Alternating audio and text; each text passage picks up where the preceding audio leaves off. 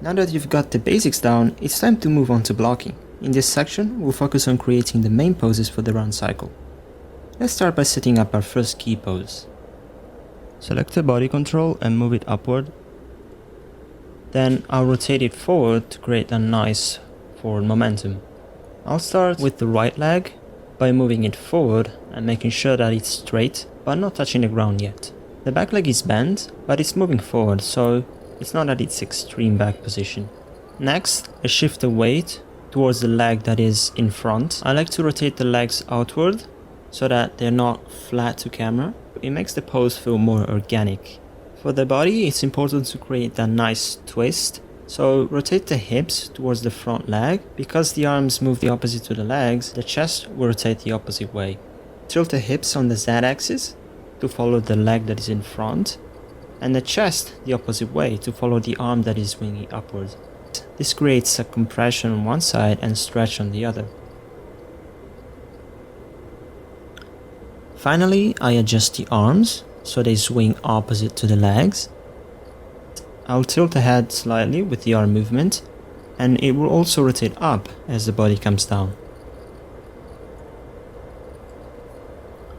After you're done with the first pose, you can select all the body controls and at frame 7, you're gonna copy and paste flip the pose. This way we have the same exact pose but mirrored to the other side.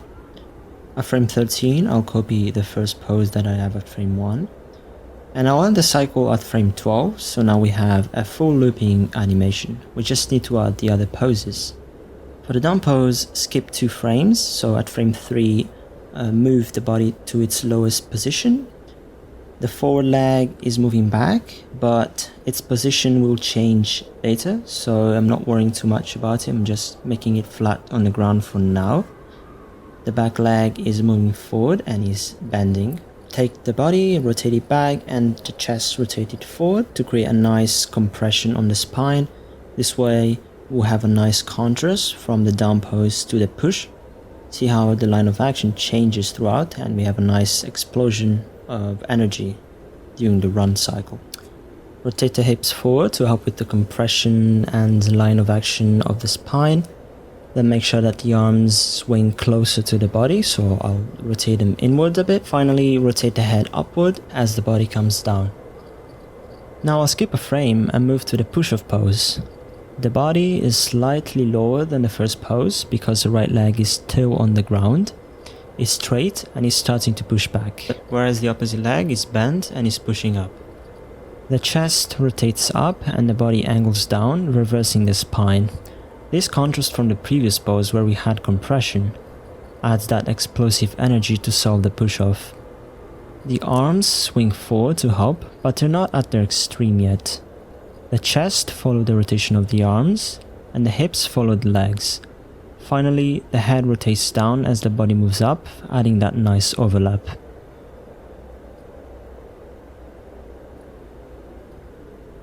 For the up pose, I'll skip 2 frames, and I'll move the body up. This is where the body is at its highest position. The legs are at their most spread apart. The hips and chest and the arms hit their extreme rotations. The head is rotating upward to create that overlap. To complete the blocking for our cycle, just take all the poses that we've created and flip them to the other side as we've done before. Great! Click continue to move on to the final chapter.